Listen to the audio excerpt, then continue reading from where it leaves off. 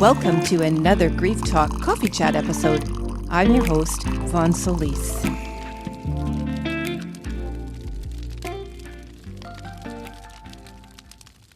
So welcome to another Divine Healing Coaching episode. Today I'm going to be talking all about isolation in grief, how to know if you have isolated yourself in grief, so what the signs are, and how this may be impacting you.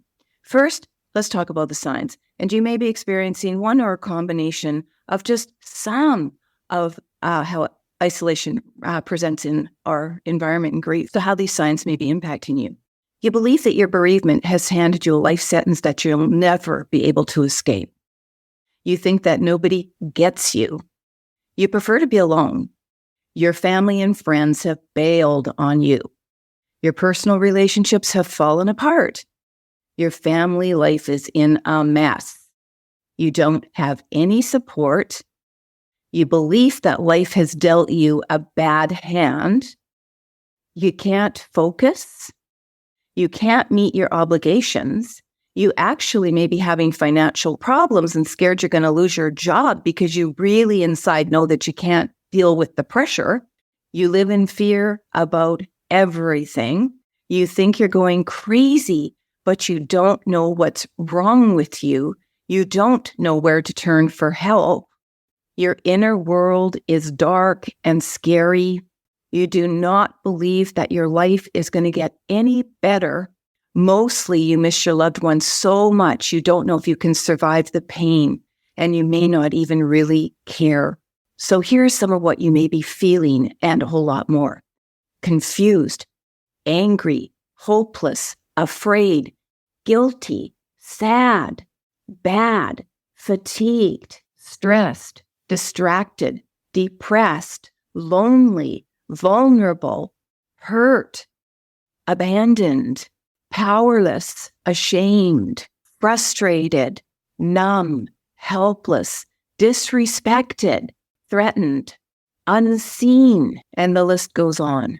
Absolutely ensuring that if you don't do anything to change what you are experiencing in your grief, this isolation is only going to amplify exactly what you're feeling. Your life is at a minimum going to stay the same or most likely get worse, leading to any amount of dysfunction, disability, and disempowerment in any number of ways, affecting not only you, but also your loved ones who really do want to try and support you, but simply don't know how because they don't really understand what you're going through, and in fact, may be suffering some of the exact same things in their grief. So, not to stay stuck in this sad scenario that isolation actually creates for every single person who is in grief and isolating themselves knowingly or unknowingly, here are 4 things that you can immediately start doing to actually change what you are experiencing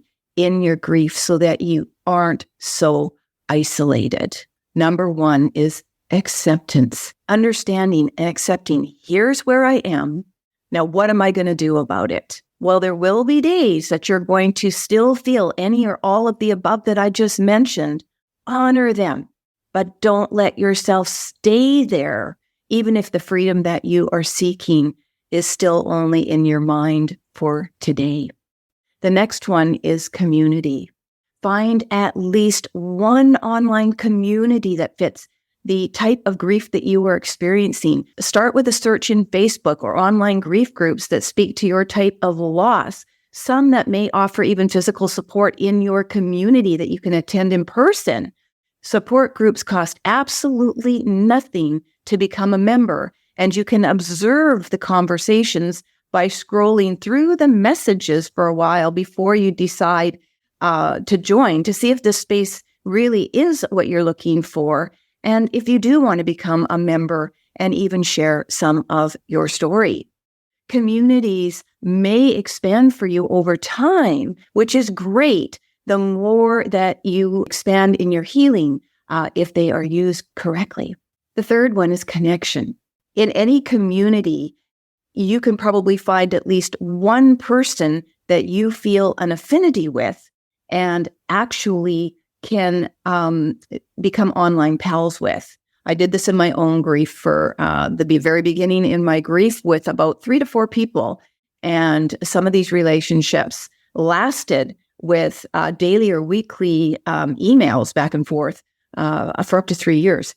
And I know every one of them to this day. You can agree the terms of your online friendship, how willing you are to share what you each are going through, and how much you feel you can support each other online. And actually, you can make lifelong friends, as I have done, through this bonding of this type of connection that is created in early grief. And as I said, often can be found in these early support groups. Number 4 is support. Often you can find support for your specific needs in grief, again, in support groups, by word of mouth with the people that you connect with, and through other resources that you start with that often lead to other resources that can help you as you are progressing through your grief and as you get stronger and healthier. So the important thing is that we all change throughout our grief, because life will always continue to happen around us and for us.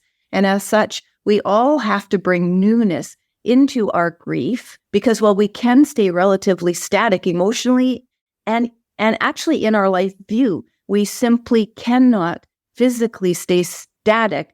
As my wonderful sister has reminded me, we take ourselves wherever we go. So that is the mental and emotional piece.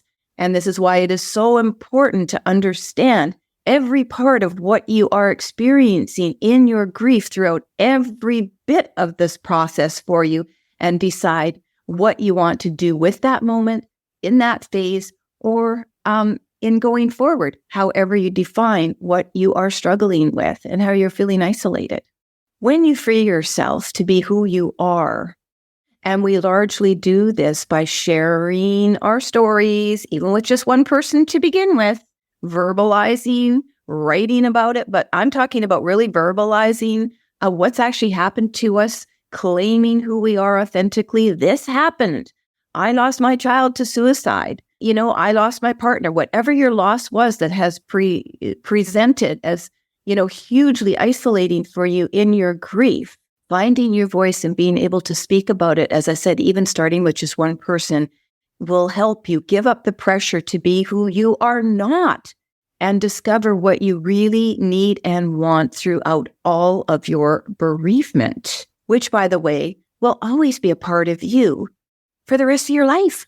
This gives you the opportunity to decide if, when, and how you may choose to rebuild your life and embrace any amount of healing that feels right for you wherever you are in your journey.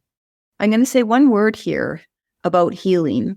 And I do know that word healing, I do use it throughout all of my teaching and my coaching and in my personal journey, in my own attempt to basically recover, rebuild my life, and in the 18 years where I am today, which is a very different person from when I started in 2005 after the suicide of my daughter. I went through some things in my very early grief that presented as isolation, all of the things I actually mentioned in that list. And it took a lot of courage and confidence and the ability to sort of, I won't say own, but certainly accept that my daughter had actually died by suicide, which actually creates a lot of shame. So when you do come from a shameful experience, shame is often related to isolation or any kind of embarrassment we have about the loss that we have suffered, and it does force us to keep quiet. Culturally, also, we're taught to be silent because people just don't really want to hear our stories. Often this is because, one, they don't think they can handle it emotionally. Two, they don't really know what to say and how they could support you. And there would be this feeling a little bit of, ooh, I should do something to help that person. And three, a big part of it is when we hear stories and terrible things that happen to other people, losses that are unexpected, we've gone too soon, anything that would represent for us culturally as a threat, it's easier to kind of turn away from it and just hope it never happens to you. Sorry that it happened to the other person, but if I don't talk about it, it's probably never going to happen to me until it does. And if it doesn't, you know what? Being aware of other people's losses and not being afraid to sort of understand the realities of death, grief, bereavement of all types, really is what creates a more empathetic and compassionate culture, society that we all deserve to live in. It actually helps us assimilate ourselves back into a more, what I'll just say, quote unquote, mainstream type of living, which I advocate for in all of the work that I do. So that's it. That's all I want to say today. I really ask that you please consider how isolated you are. Do any one or two of the 4 steps that I encourage you, which would be acceptance, community, connection, and finding that support. Any teeny weeny first step you can take to make a change in your life by being willing to just take one little step to understand that you are not alone in what you are going through, no matter how much your circumstances may suggest to you otherwise. There's always going to be millions of other people going through pretty much the same thing. Maybe at different times and maybe to less intensity or more intensity. But hey, we're all on this planet basically with very similar life experiences. And once we connect, I'm telling you, half that burden, if not more of it, just goes away from us because we feel less alone. So that's it for today. You can check out more of my resources at vonnesolis.com, where I offer books, coaching, an online course, and an opportunity to join my community newsletter where I share tips and other strategies relevant to what's going on in real time. I'd absolutely love to have you as part of my online community. So again, that's it. Until next time, take care of you.